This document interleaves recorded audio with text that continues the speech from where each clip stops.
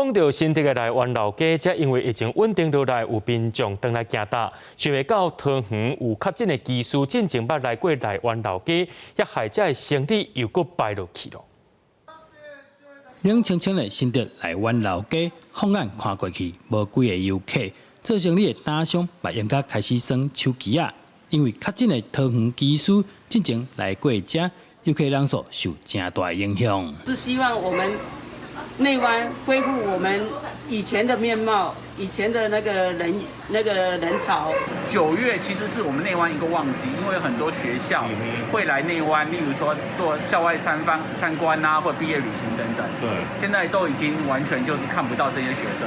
摊商讲，其实疫情警戒对3级降做2级了后，台湾生意有渐渐恢复，想袂到才无偌久的时间，即马又搁受到疫情的冲击。疫情爆发以后，我们知道确诊机师来过内湾，我们发现到人潮啊，就更比往日就少了多一点了，又更少了。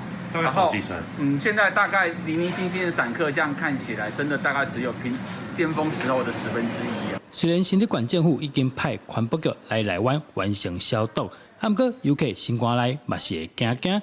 摊商无奈表示，真正得要做袂落去啊。记者张君和新竹报道。